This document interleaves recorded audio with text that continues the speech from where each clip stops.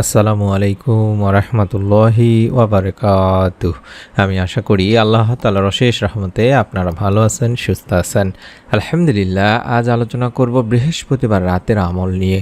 আপনারা বৃহস্পতিবারের রাতে যদি কষ্ট করে একটি ছোট্ট দোয়া ৩ বার পড়েন, আল্লাহ তাআলা আপনার জীবনের সকল গুনাহ তো মাফ করেই দেবেন। কঠিন কিয়ামতের দিন মুসিবতের সময় বিশ্বনবীর সঙ্গে আপনি জান্নাতে পর্যন্ত যেতে পারবেন। সুবহানাল্লাহ।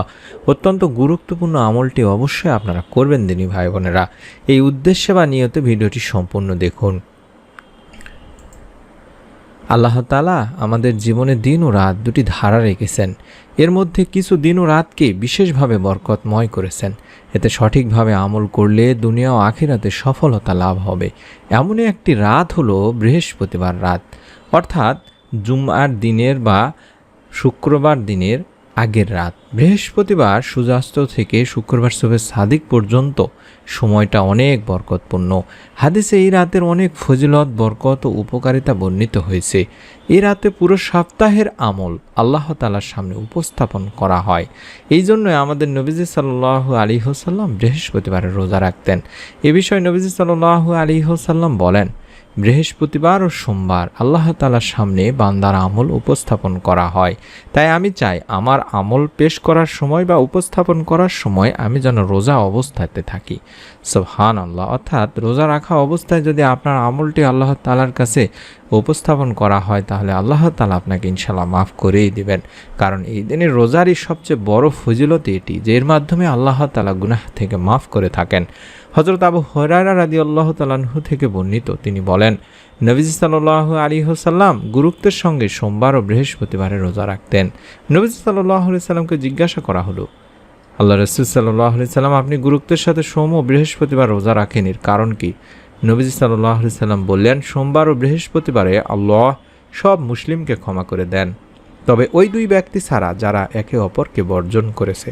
তাদের সম্পর্কে আল্লাহ রাব্বুল আলামিন বলেন, পরস্পর মিলে যাওয়া পর্যন্ত এদেরকে আপন অবস্থায় ছেড়ে দাও। এটি সুনানি ইবনে মাজাতে বলা হয়েছে। যে মুসলমান পরস্পরের সাথে ঝগড়া করে, অন্যের প্রতি রাগান্বিত হয়, তাদের এই রাতেও ক্ষমা করা হবে না। একইভাবে আত্মীয় স্বজনের সাথে সম্পর্ক ছিন্নকারীকেও এই রাতে ক্ষমা করা হবে না। এ কারণে নবী করিম সাল্লাল্লাহু আলাইহি ওয়াসাল্লাম কোনো মুসলমানকে অন্য মুসলমানের সাথে 3 দিনের বেশি রাগ করে থাকতে নিষেধ করেছেন। বুখারী মুসলিম শরীফের একটি হাদিস। আনাস রাদিয়াল্লাহু তাআলা আনহু থেকে বর্ণিত, রাসূলুল্লাহ সাল্লাল্লাহু আলাইহি ওয়াসাল্লাম বলেছেন, জুমার দিনে ও রাতে আমার উপর দরুদ পাঠ করো। যে ব্যক্তি আমার উপর একবার দরুদ পাঠ করবে, আল্লাহ তার উপর 10 বার রহমত বর্ষণ করবেন। বাইহাকির একটি হাদিস। শুধু তাই নয়, আনাস ইবনে মালিক রাদিয়াল্লাহু তাআলা আনহু থেকে আরও বর্ণিত আছে, নবী করিম সাল্লাল্লাহু আলাইহি ওয়াসাল্লাম বলেছেন, যে ব্যক্তি জুমার দিনে ও রাতে আমার উপর দরুদ পাঠ করবে, আল্লাহ তার 100টি প্রয়োজন পূরণ করবেন। এর মধ্যে 70টি আখিরাতে এবং 30টি পৃথিবীতে। বাইহাকির একটি হাদিস।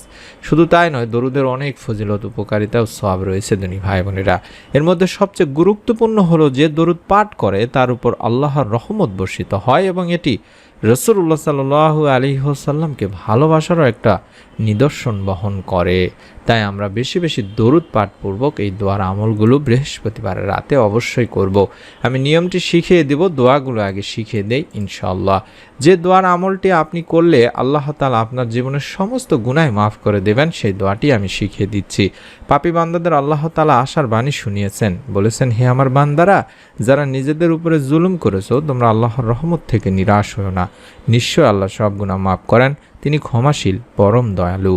এবং এক হাদিসেও হযরত আবু হুরায়রা রাদিয়াল্লাহু তাআলা আনহু থেকে বর্ণিত আছে, আল্লাহ রাসূল সাল্লাল্লাহু আলাইহি ওয়াসাল্লাম বলেছেন, তোমরা যদি পাপাচার করতে, এমনকি তোমাদের পাপ আকাশের সীমা পর্যন্ত পৌঁছে যেত, অতঃপর তোমরা তওবা করতে, তাহলে আল্লাহ অবশ্যই তোমাদের তওবা কবুল করবেন। সুবহানাল্লাহ, সুবহানাল্লাহ।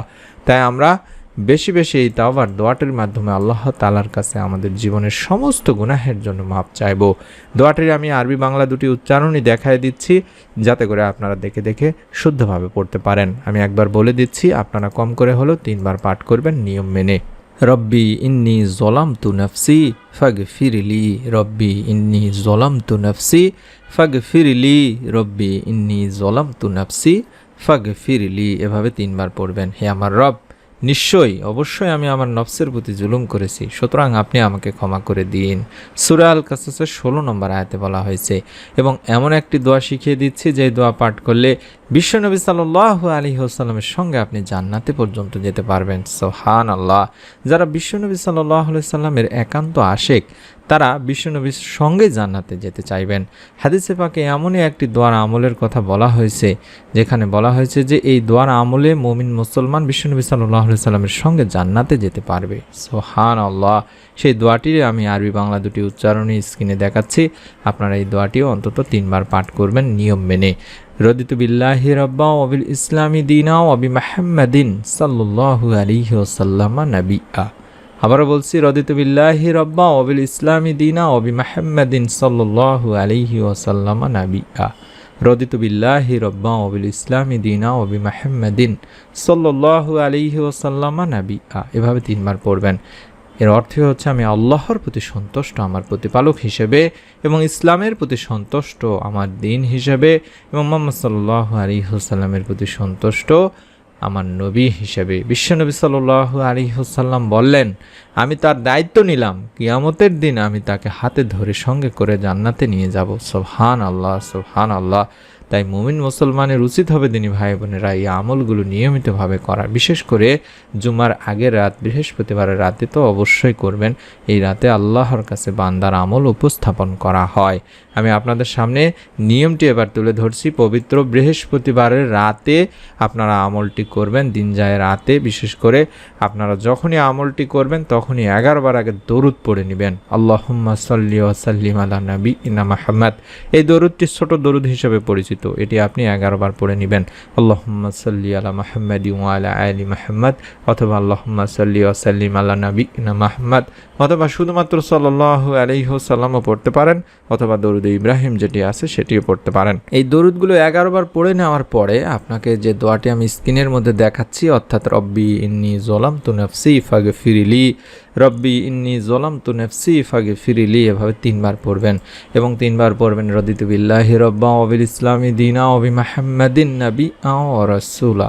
রদিতু বিল্লাহি রাব্বা ওয়া বিল ইসলামি দীনা ওয়া বিমুহাম্মাদিন সাল্লাল্লাহু আলাইহি ওয়াসাল্লাম নাবিয়্যা। এভাবেও পড়তে পারেন, কোনো সমস্যা নেই ইনশাআল্লাহ। এভাবে 3 বার পড়ার পরে 2 হাত তুলে আল্লাহ তাআলার কাছে দোয়া করবেন। আল্লাহ তাআলার কাছে আপনার জীবনের সমস্ত গুনাহের জন্য মাপ চাইবেন, ক্ষমা চাইবেন। বিশ্বনবী সাল্লাল্লাহু আলাইহি ওয়াসাল্লামের সঙ্গে জান্নাত কামনা করবেন। আল্লাহ রাব্বুল আলামিন ইনশাআল্লাহ আপনাকে মাফ করে দেবেন। যারা আমলটি করবেন তারা নিয়ত করে ফেলুন।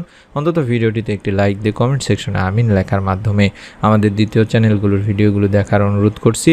অত্যন্ত গুরুত্বপূর্ণ ভিডিওগুলো দিয়ে থাকি, অর্থাৎ এই চ্যানেলগুলোতে আমরা যে আমলগুলো দিই সেই আমলের ভিডিওগুলো আপনাদের অবশ্যই কাজে আসবে। তাই অবশ্যই ইউটিউবে সার্চ করুন, পেয়ে যাবেন চ্যানেলগুলোর নাম ইনশাআল্লাহ। পরবর্তী নতুন আমলের ভিডিও আপনি আপনার মোবাইলেই পেয়ে যাবেন। তার জন্য অবশ্যই চ্যানেলটি সাবস্ক্রাইব করে বেল বাটনটি অন করে রাখুন। সকলে ভালো থাকুন, সুস্থ থাকুন। আসসালামু আলাইকুম ওয়া রাহমাতুল্লাহি ওয়া বারাকাতুহু।